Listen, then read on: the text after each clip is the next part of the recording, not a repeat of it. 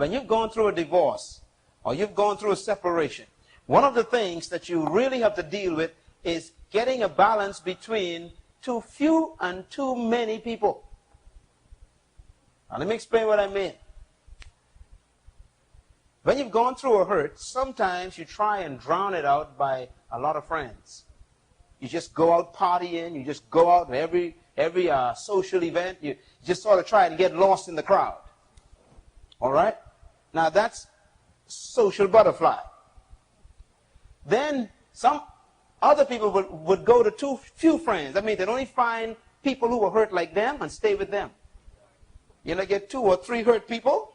And when you get 2 or 3 hurt people together, you got a hurting situation going on. You understand what I'm saying? That's a frightening thing. Now, that means you got too many or too few. You have to strike the balance. All right?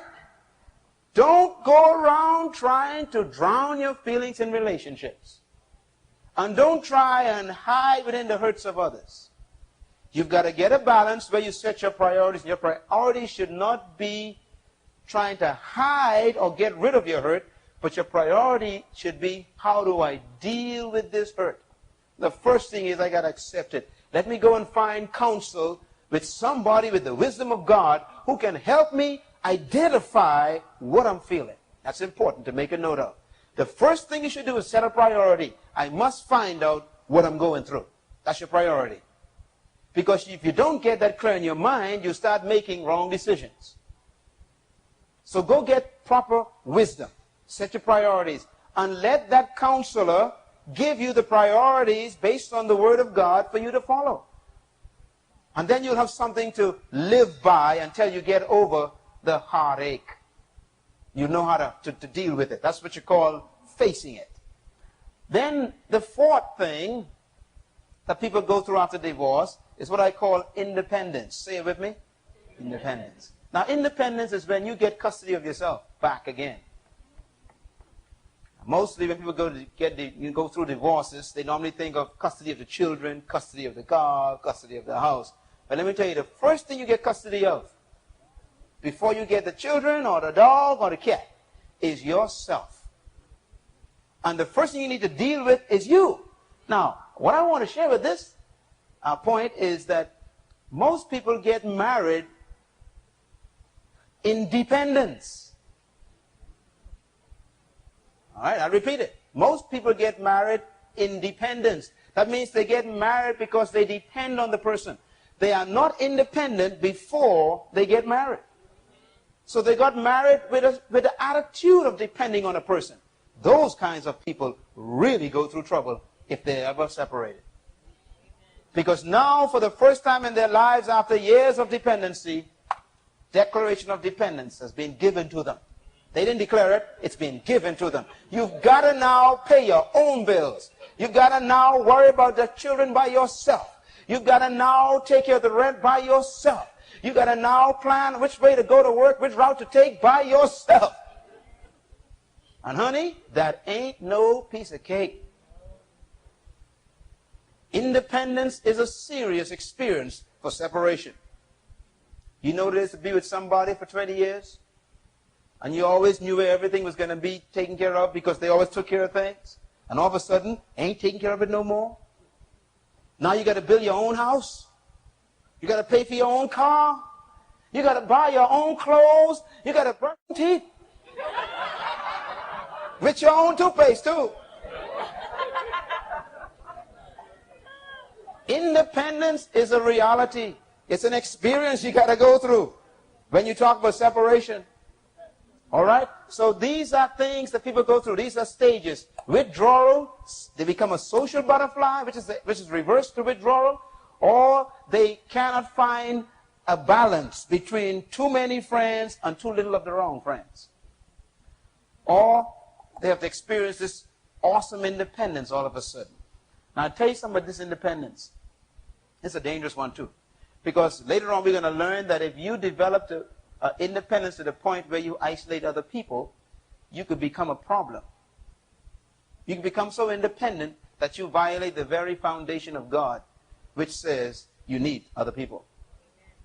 There are people who have become so independent after their divorce or separation that it's almost impossible for them mentally to imagine themselves now getting involved close with anybody else. I'm going to share with you that may not be God's answer for you. All right? And we're not talking about going back into another marriage or anything. The possibility is there.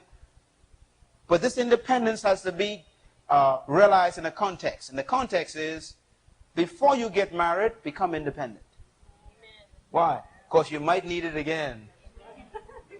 All right? If you ain't stable before you went in, honey, when that thing falls apart, you're going to become unstable twice. And that leads to dementation, which is a big word for going crazy. All right? So, independence. You get custody of yourself after divorce and separation. You finally got to do it all by yourself. And that's not easy. It's a traumatic experience. Now, let me deal with this last section, and we're going to go on next week. But I want to ask you a question now. Where are you? No, that's not the section. It's post-separation stages. I want to deal with this tonight. Post-separation stages. Now, there are a number of these we need to finish tonight. And I'm afraid to start the others because they get a little bit technical. They get a little involved. But I'm going to go ahead and do it. Someone say good. I'm going to finish it, all right? The fifth level that people go through, and this one is very strange. When you go through a divorce or separation, or someone jilts you, right? And you really hurt. The emotional hurt is tremendous. The psychological scar is very, very dangerous. And of course, physically, you feel it as well. You go through a stage I want to call, where are you and who needs you? And this is called mixed feelings. If you've ever gone through a divorce, or you've gone through a separation, you've gone through this period. This is probably the most difficult period you'll have ever gone through. This stage right here is one of the most difficult. Now, I want you to read that out loud for me and see if you could figure out what that's saying. Let's go. Ready? Go. Where are you? Who needs you? That makes sense? No, it doesn't make any sense, does it? This is the stage you go through after separation where you emotionally miss the person. And you begin to long for them. Now, I know you've gone through this. You almost want to see them. You wonder why they left and why did you leave me like this? And you go through this thing. And then all of a sudden your moods change. Who needs you anyhow?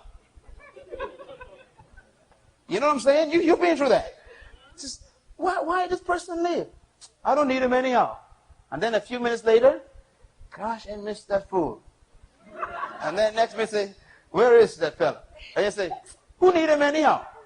And guys go through it too. Everybody goes through it. That woman, boy, I really missed that woman. I don't need her anyhow. It's what you call, come here, stay away. It's what you call, I need you. Who needs you? It's the mixed feelings you go through. Now, what causes the mixed feelings? It is the fear of failure. Now, let me explain what I mean. This doesn't only happen with the person who you were married to or related with in a relationship, but this happens to anybody else who attempts to come into another relationship. People who've been divorced, and they've been married for a long time before that, they've gotten a divorce. One of the things that they experience traumatically is difficulty in developing close relationships with other people after that. It becomes a real problem. And the reason is because they're afraid to fail again. And so, even though they really want to have a close relationship, when the person gets too close, they push them off. All right? Then when the person starts going away, they pull them back. All right? And the person gets really close, they push them off again. And after a while, the person begins to ask some questions. What do you want? Huh? That's right, sweetheart. That's a married person laughing there.